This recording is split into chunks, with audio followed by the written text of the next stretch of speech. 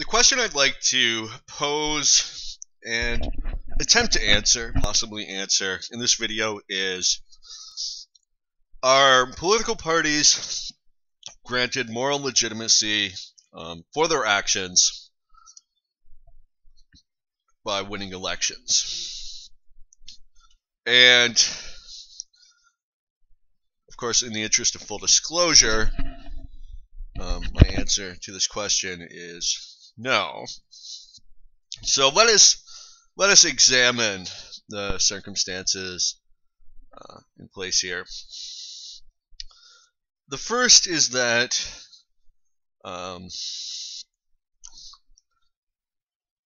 that political parties only ever win a fraction of the support of a fraction of the population. Not that I think their argument would be greatly furthered by having a majority of the population in support of their policies. I don't think that morality is established by a show of hands. I think that it is objective. I think that, if we as a society decided that murdering redheads was all right, I don't think that it would be, simply because everyone thought that way and went out and did it.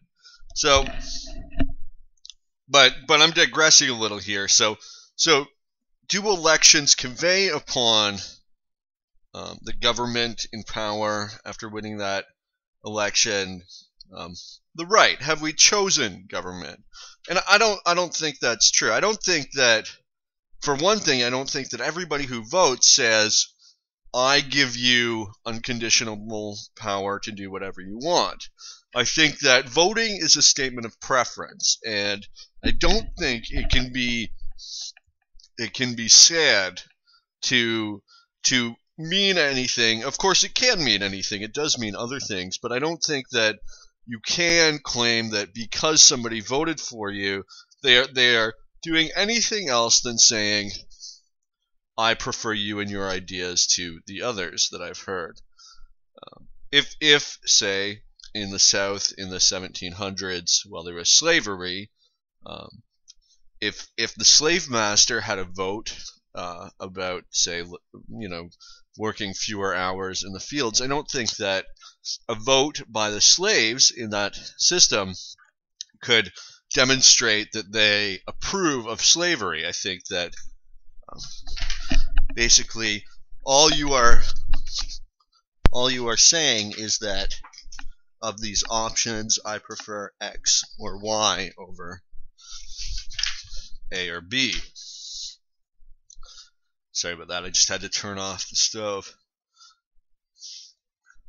And I think that the claim is often made, either, you have to work within the system to change it if you don't agree with us, or if you didn't vote, shut up, or other arguments in that vein, have this unspoken assumption that because X political party won an election, they are now entitled to rule as they please. So I think that moral standards are universal, that every organization or individual should be judged by the same moral standards, and what is immoral for me to do is immoral for you or the government or an agent of the government to do. And I think this is a very important principle that gets lost in examining government, perhaps because of social conditioning, perhaps because we have ideas implanted in us during the